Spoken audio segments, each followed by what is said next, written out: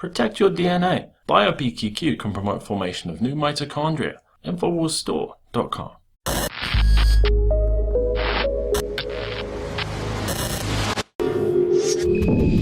Well, the details of the controversial Trans-Pacific Partnership have been released.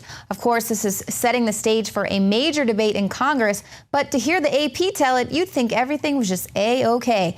Now, they're reporting that the text of the Trans-Pacific Partnership Agreement between the U.S. and 11 other PAC-Rim countries runs to 30 chapters, hundreds of pages. It's mind-boggling in its detail, and it lays out plans for handling of trade in everything from zinc dust to railway sleepers and live eels. The documents show the pact is chock full of good intentions, though. So apparently they've had plenty of time to go through the Trans-Pacific documents and to go ahead and just let you know that everything is A-OK. Don't you worry about it. They were negotiating everything with your best interests at heart. Now, these pages, like I said, they were just released last night, and they do not include any of the background documents that help make sense of the text. The parties have vowed to keep those secret for at least another 6 years. Now, interestingly, New Zealand was actually the first country to release the pages, and they posted over 6,000 pages of text detailing the sweeping provisions of the TPP. So we can't even agree on how many pages were released. How can we agree that this agreement was paved with good intentions, just like the highway to hell? Now, David Knight has more. New Zealand released this first. I think all the governments involved decided they would release it today. And of course, the day begins in New Zealand.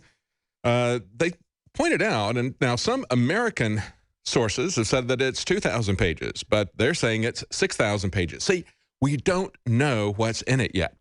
There is so much information there that even though they took a month to release it, we still don't know exactly what is in it.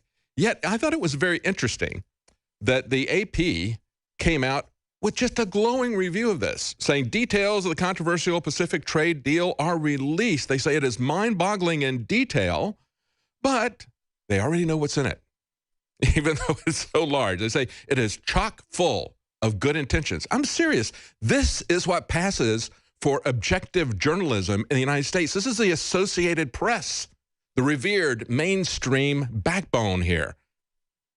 Things like Reuters, AP, New York Times, okay? These are the people we're supposed to respect. This is what they say of an agreement that they couldn't possibly have read and analyzed right now. We'll tell you why. But they tell you, they sum it up, well, that's great. You know, people were concerned because it was being done in secret. Critics complained about it being forged in secret, but it is chock full of good intentions.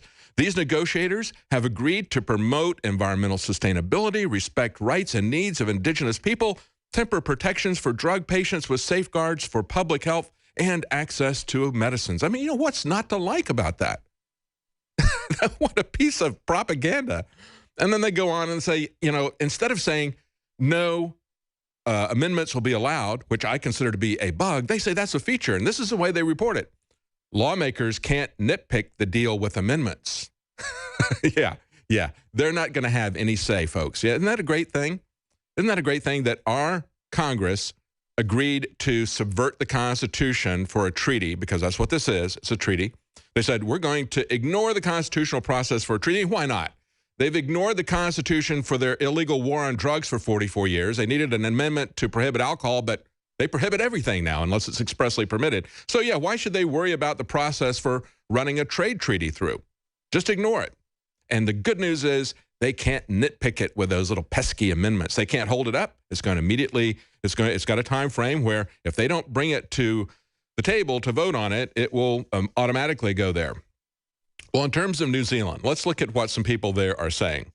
This report from New Zealand says the deal is a boon to New Zealand exporters, wiping tariffs on a range of goods exported to the United States, Japan, Canada, Mexico, Peru. See, every government is telling, and the press of every government, I should say, is telling their people, this is great. You guys won. You guys won. We just hammered the other guys. I mean, they're all talking like Donald Trump just, you know, after he negotiates a deal. We won. We kicked these guys. Man, we got everything we wanted. The American worker is going to be doing great. Meanwhile, the New Zealand people are telling them the same thing. And it's like every government wants you to think that they won. They say the government estimates this is going to be worth $2.7 billion a year by 2030 for the New Zealand at a minimum. Well, some skeptics come back and they say, well, I don't know. They've been coy about who has done this analysis, especially on the projections of $2.7 billion benefits for the economy. And he points this out. He says it's not clear whether this will start a 90-day countdown before Obama is allowed to sign the agreement.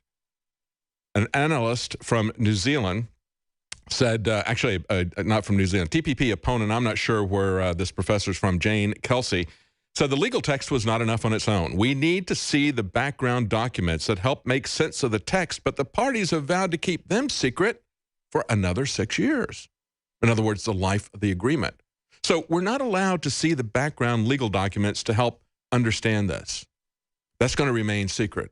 Isn't that interesting? The public can't see it. Our elected representatives can't see it. But the stakeholders can see it because you are not a stakeholder.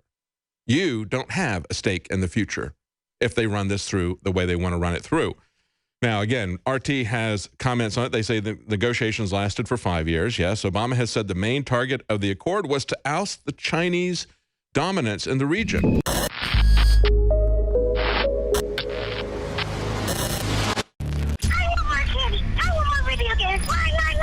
And it's that type of behavior that spurred me to do the research to develop a true nutraceutical formula that was designed to smooth out and help children focus. All of our children are hit with modern mind control. Television, music, fast food, GMOs, sugars, you name it. Young humans have not yet developed their nervous system and are being hammered daily by globalist concoctions. It's no wonder they can't focus and calm down and then are put on dangerous psychotropic drugs. Working with my team, we set out to find the best formula with the highest quality ingredients that children would actually like and take. We worked with the leading manufacturer in nutritional supplements that are safe for children to bring you the most affordable and powerful calming formula out there. Introducing Child Ease with herbs and calming extracts like chamomile and lemon balm and essential nutrients that taste great. Obtain your Child Ease today at InfoWarsLife.com. That's Child Ease exclusively at InfoWarsLife.com.